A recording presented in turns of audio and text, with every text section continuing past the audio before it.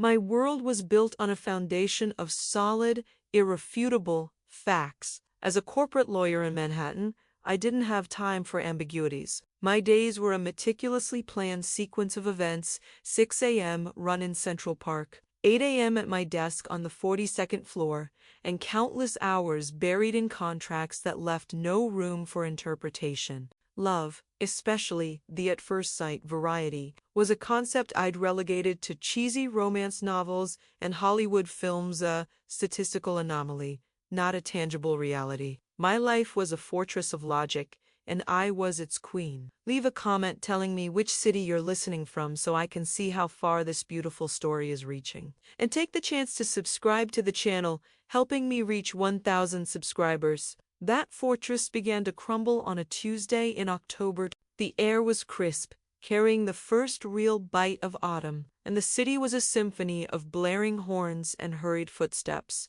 My usual coffee machine had staged a dramatic protest that morning, leaving a puddle of brown water on my kitchen counter. Annoyed and uncaffeinated, I descended to the ground floor of my office building, heading for the one place I usually avoided: the Daily Grind, a small, independent cafe that seemed too whimsical for my taste. The moment I stepped inside, the scent of freshly ground coffee beans and something sweet, like cinnamon and vanilla, enveloped me. It was a stark contrast to the sterile air of my office. And then I saw her. She was behind the counter, her dark hair tied up in a messy bun, a smudge of chocolate on her cheek. Her eyes, the color of warm honey, were focused on the intricate latte art she was pouring. She moved with a fluid grace, a quiet confidence that was magnetic. When she finally looked up, her gaze met mine, and a slow, genuine smile spread across her face. It was a simple smile, nothing more. But in that instant, something inside me shifted. It was like a string had been pulled taut in my chest, a note I'd never heard before, resonating through my entire being. My carefully constructed world, with its neat columns and predictable outcomes, suddenly felt fragile. I, Madison Harper, the woman who could dismantle a hostile witness with a single, well-phrased question, was rendered speechless by a barista. "Hi, what can I get for you?" she asked, her voice as smooth and warm as the coffee she was serving. "Black coffee," I managed to say, my own voice sounding foreign. "Just black." A woman of conviction? "I like that," she said with a playful glint in her eye. "I'm Riley, by the way." "Madison," I replied, the name feeling clumsy on my tongue. She prepared my coffee, her hands moving with an artist's precision. When she handed me the cup, our fingers brushed. A jolt, like a static shock, but 1,000 times more potent, shot up my arm. I pulled back as if burned, my heart hammering against my ribs. She just smiled, that same knowing smile, as if she'd felt it too. "I paid," mumbled a thank you, and fled back to the safety of my office. But as I sat at my desk, the black coffee tasted different. It tasted like the beginning of something I couldn't control, something that defied all logic. It tasted like Riley. One day turned into a week, and my morning ritual was irrevocably altered. The broken coffee machine in my apartment remained broken. My 6 a.m. run was still a fixture. But the main event of my morning was no longer the satisfying click of my office door closing behind me. It was the 5 minutes I spent at the Daily Grind, standing across the counter from Riley Chun. Our conversations started small. We talked about the weather, the relentless pace of the city, the absurdity of a pumpkin spice everything season. But soon, our discussions deepened. One morning, she noticed the book I was carrying, a worn copy of Fahrenheit 450. "A classic," she said, her eyes lighting up. "It's a shame so many books are still challenged today."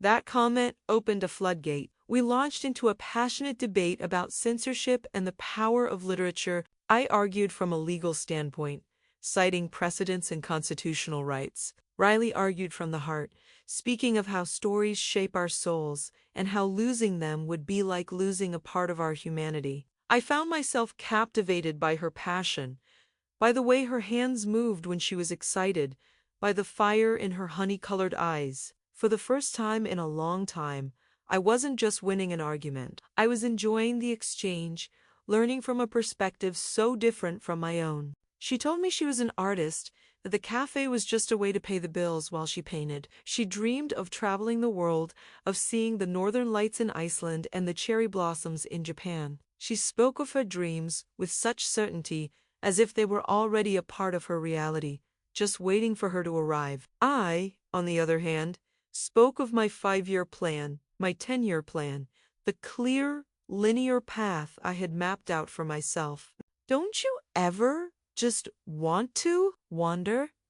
She asked me one day, her head tilted in curiosity. Just get on a train and see where it takes you. I don't wander, Riley, I said, trying to maintain my pragmatic facade. I have destinations, but sometimes the best destinations are the ones you don't plan for, she whispered, her gaze so intense it felt like she could see right through me, past the tailored blazers and the legal jargon, to the part of me that secretly yearned for a little chaos. I started finding excuses to visit the cafe in the afternoon, craving another dose of her intoxicating energy. My perfectly structured life was beginning to unravel. I was leaving work at a reasonable hour, something my colleagues noted with suspicion. I was smiling more. I was reading poetry, something I hadn't done since college. I was thinking about a woman who painted canvases with colors I couldn't name and who spoke of a world I had only ever read about. I was falling for her, and it was the most illogical, terrifying, and exhilarating experience of my life. Our connection grew stronger with each passing day. We moved from the cafe to the world outside its doors. Our first date, if I could call it that, was a spontaneous walk through the West Village. Riley pointed out hidden community gardens and told me the stories behind the old brownstones. I, in turn, told her about my first big case, the one that had cemented my reputation. We were from two different worlds, yet we fit together in a way that felt both impossible and inevitable. One rainy Saturday, we found ourselves in a dusty, cluttered used bookstore. The kind of place I would have normally found disorganized and inefficient. With Riley, it was magical. She pulled a book from a high shelf, a collection of travel essays, and read a passage aloud about a forgotten coastal town in Italy. Her voice was mesmerizing, and as I listened, I could almost feel the Mediterranean sun on my skin. I want to go there with you, I said, the words slipping out before my brain could vet them. Riley stopped reading and looked at me, a soft, vulnerable expression on her face. I'd like that, Madison. I'd like that a lot, in that moment. Surrounded by the scent of old paper and the sound of rain against the window, I leaned in and kissed her. It was a gentle kiss, hesitant at first, then deepening as all the unspoken feelings between us came rushing to the surface. It felt like coming home to a place I'd never been before. But just as I was allowing myself to believe in this illogical, beautiful thing we were building, my past decided to make a grand entrance. His name was Mark, a senior partner at a rival law firm, and my ex-fiancé. We had been a power couple, our lives perfectly aligned, our futures mapped out in a prenuptial agreement. I had ended it a year ago, realizing that our perfect life was also a hollow one, devoid of the passion I now saw in Riley's eyes every day. I was having dinner with Riley at a small Thai restaurant when he walked in. He saw me, and his face, a mask of polished charm, tightened. He walked over to our table, his presence casting a cold shadow over our warm, intimate space. Madison, he said, his voice dripping with condescension as he glanced at Riley. I see you're exploring new interests. Mark, I said, my voice steady, though my heart was pounding. This is Riley. Riley, ever graceful, extended a hand. Nice to meet you. Mark ignored her hand. I hope you know what you're doing, Madison. This isn't your world. You'll get bored. You always do. His words were a poisoned dart, aimed at the most insecure part of me. He left as quickly as he had appeared, but the damage was done. The air between Riley and me was thick with unspoken questions. I saw a flicker of fear in her eyes, the fear that he was right, that I was just a tourist in her world, and that eventually I would return to my own. Mark's appearance was a crack in the beautiful snow globe of our budding romance. The city was still enchanting. Riley was still the most incredible person I'd ever met, but a seed of doubt had been planted. His words echoed in my mind. Asterisk, this isn't your world. You'll get bored. Asterisk, was he right? Was this just a phase? A rebellion against the structured life I had built? Riley felt the shift. Too, she became more reserved, a subtle distance growing between us. The easy flow of our conversations was now punctuated by moments of hesitation. I could feel her pulling away, building her own walls as a defense mechanism. She had been hurt before. She'd confessed one night, by people who were fascinated by her artistic spirit but not truly committed to her reality. Reality of financial uncertainty, of pouring your soul onto a canvas that might never sell. The breaking point came a few weeks later. I had been offered a junior partnership at my firm. It was the culmination of everything I had worked for, the next logical step in my 5-year plan. It meant more money, more prestige, and even longer hours. When I told Riley the news, I tried to frame it as a victory for us, a way to build a secure future. I found her in her small studio apartment in Brooklyn, the air thick with the smell of turpentine. Canvases in various stages of completion were everywhere. She was standing in front of a large, unfinished piece, a chaotic swirl of blues and grays. "That's amazing news, Madison," she said. But her voice lacked its usual warmth. She didn't turn to look at me. "Congratulations. This is good for us, Riley," I pressed on, my voice sounding desperate even to my own ears. "It means we can have a real future. We can travel. We can. She interrupted, finally turning around. Her eyes were filled with a deep, heart-wrenching sadness. "Or does it mean you'll be at the office until midnight every night? Does it mean you'll have even less time for this world?"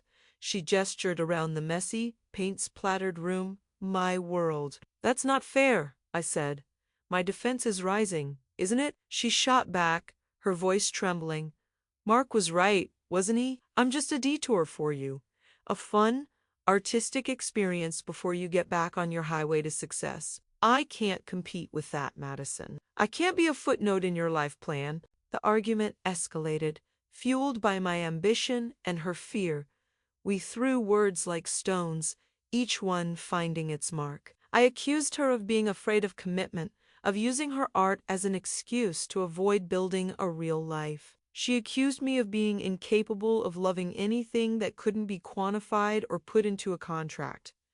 The fight ended with a deafening silence. "I think you should go," she whispered, her fussy Polly. I walked out of her apartment and into the cold November night, the vibrant colors of her world fading to a desolate gray. For the first time, the logic I had clung to for so long offered no comfort. It couldn't explain the searing pain in my chest or the feeling that I had just made the biggest mistake of my life. I had my partnership, my destination, but I had lost my way. The days that followed were a blur of gray. My apartment felt empty. My office felt like a prison, and the black coffee from my now-fixed machine tasted bitter and joyless. I had achieved the goal I had set for myself, but the victory felt hollow. The junior partnership was just a title, a line on a business card. It couldn't make me laugh.